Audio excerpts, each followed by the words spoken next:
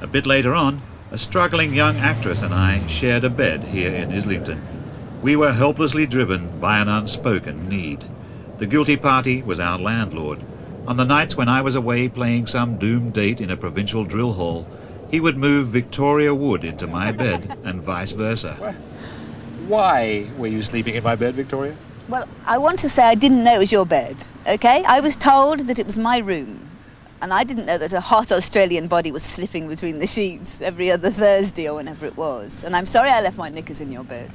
I thought it was my bed, and I think you should apologise for throwing them away. Well, I know you've been spreading this story that I found these knickers thrown away. Actually, I framed them.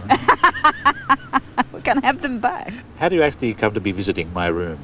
I have no business to be here. I never had. I was living in a bedsitter in Birmingham, and a television producer, a lady, phoned up and said, I want you to come to Claridge's offices tomorrow morning. And I didn't say, who are you and why do you want me to come? Because I was very obedient in those days, and I just came. And she had a job for me with two people who lived in that house.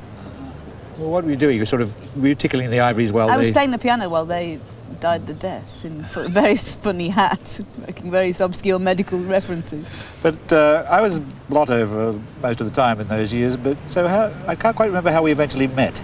Well, I just remember seeing you sitting in your trousers with nothing else on, having suntan oil rubbed into your back by two New Zealand nurses. I deny everything. It's true. As I vaguely remember it, it was a sort of male chauvinist animal house. Remember? Yeah, so they used to bring a lot of nurses in, didn't they? That's what I remember, that there was lots of gorgeous women hanging about, and I felt like a sort of lorry. Really? Yes. This picture you're painting doesn't correspond with my remembrance of reality in any way. Was living in Gibson Square your first and most horrifying experience of living in London? No, I'd lived a bit in Finsbury Park with my boyfriend. He shared a room with his brother, and if we wanted to sleep together, we had to pay him to sleep on the living room floor. You were coming down from the north? Yes, we used to come from Birmingham on the coach. In fact, one day I arrived at Victoria coach station, he wasn't there to meet me, so I phoned my father in Manchester and went straight home on the coach, because I didn't know how to get to Finsbury Park on the tube. When you finally got to Finsbury Park, what did you find? What was the flat like? Well, it was just one massive, huge Victorian room, and a tiny kitchen full of margarine, and it was like J.P. Donlevy. They used to pick up their socks and smell them, whichever smelled the least bad they used to put on.